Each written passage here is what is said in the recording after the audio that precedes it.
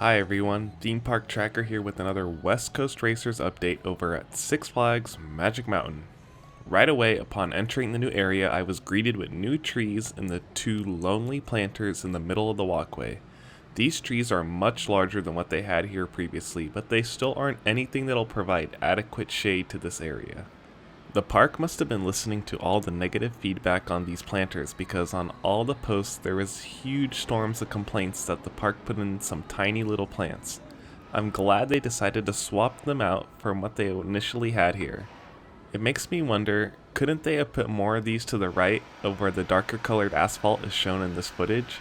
I find it odd that they placed it to the far left unless they have plans on putting more in at some point in the future. But I doubt that they'll want to tear up this newly laid asphalt anytime soon. They did have that concrete footer inside the planter closest to Twin Charge Tacos. I wonder if they're going to put up some kind of shade structure here where the tables are next to the launch track. Or it could just be for a light pole, which then brings up another question of where they plan on putting the light poles for this new area.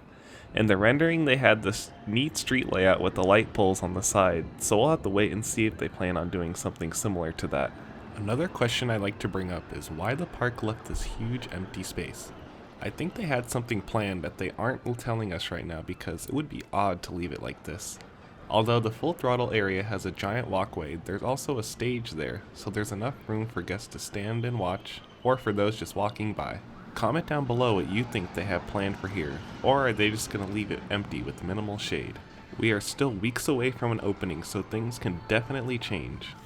Through the fence, we got some neat graffiti work on the brick wall that is hiding most of the electrical components for the ride.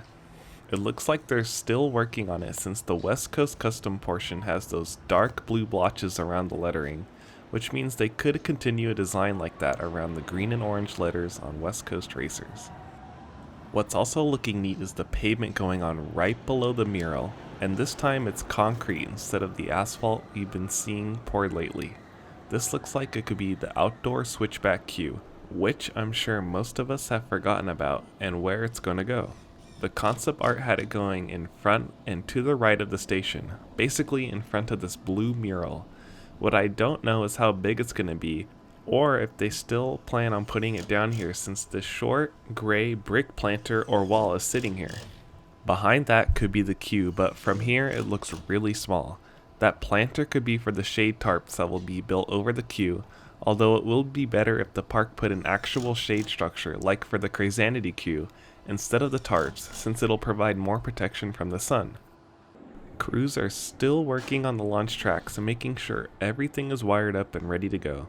You can see they even put in the air blasters that will cool down the launch fins for the coaster. This is the same setup on full throttle, and if you're standing at the station ready to board, you can actually hear the air being blown onto the launch fins. A unique way to cool the fins, and definitely needed with the 100-degree weather the park gets over the summer and fall.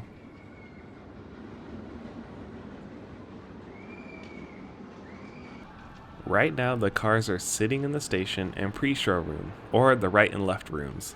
Two cars are sitting in the right room and might even be connected to each other, while another is sitting in the left one by itself. There could even be some trains sitting on the launch tracks next to Apocalypse, since they've been testing them over there as well. They also have that gray staircase coming out of the very far left entrance. I'm wondering if this is an emergency exit or the stairs that will take us from the outdoor queue to the upper part of the station. The rendering doesn't really show that we'll be entering from the front of the building, so this might be the staircase up to where you load. Another thing is this tan wooden fence that has popped up to block the view of the gray electrical boxes for the coaster. They aren't quite as tall as the boxes, so you'll still be able to see them when you're standing there. This seems like the perfect opportunity to put even more graffiti themed walls once this is all set up, further tying into the racing theme the park is going for. Another addition here is some landscaping that's been done underneath the high five element of the coaster. It's just a few plants and rocks right now, and some of them are still even in the pots that you get when you buy them.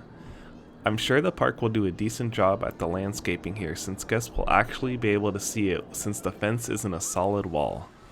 Looking down at the site from Ninja's exit, there isn't too much to see. I'm excited to see when the panels on the station building will be joined together and the decorative elements added. In its current state, it looks quite messy with all the panels covered in dust and not brought together. What I mean by this is you can still see the outline of each panels, whereas in the rendering it showed it as one smooth texture like the West Coast Custom Shop in Burbank, California. If they do leave it like this, then that'll look strange unless the border they have to add around the roof of the building will help hide that.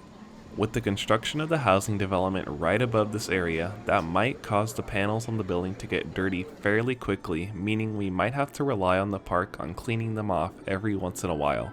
We can already see what they look like right now, but again, they haven't finished the building and could add more to the exterior, further matching it to the rendering.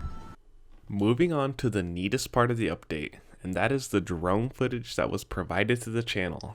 You can see the asphalt stops right at the Twin Charge Tacos dining location, and nothing past that has been paved. Zooming in, we have a better look at the concrete rectangle that will be the switchback queue. From this angle, the plot looks bigger than when viewed from the ground, but the space overall just feels too small. There are many days throughout the year when this park gets massive crowds, so massive that lines for rides like Tatsu can head down the walkway to West Coast Racers. So I hope there's enough room so they don't have to keep setting up temporary queues. To the left of the station, they started on the little gift shop that appears to be connected to the station exit. This building was in the rendering, so it's nice to see some similarities to it. Here is a quick look at the rendering that was provided in the West Coast Racers Preview Center, if you want to compare this to the footage. There are many things missing from that picture, but construction still hasn't finished, so there's still the possibility to add things like the archway next to the go-kart station. And the last bit of this update is the rapid addition of Holiday in the Park decorations. In front of Justice League, you have the giant LED light show snow globes that made their debut last year at this park. They also have the fire pits stationed up in certain areas of the park where you purchase a s'mores kit and make them right then and there. DC Universe is all dressed up with thousands of lights across all the buildings and archways for what will be programmed into a really cool light show the park has been doing for the past couple of years. When it's operating, it's so cool to look at, it's no wonder they bring it back every year. And in front of DC Universe, the tree is getting assembled. Last year the park seemed to have lost the bottom portion of the tree and they wrapped the bottom up in red tarp with presents all around at the bottom. We'll see if they do the same this year or they found the lost tree pieces. Twisted Colossus has a mix of Fright Fest and holiday decorations. The spiders should be coming down soon and replaced with snowflakes to match the theme. The Full Throttle area also gets dressed up in holiday decorations with holiday themed shows coming to the stage. Well, there's a lot to look forward to in the coming weeks for this park, such as Holiday in the Park and the potential opening of West Coast Racers. That's all for this update. I hope you all enjoyed it. Thank you so much for watching, and please comment your thoughts down below on when you realistically think West Coast Racers will open.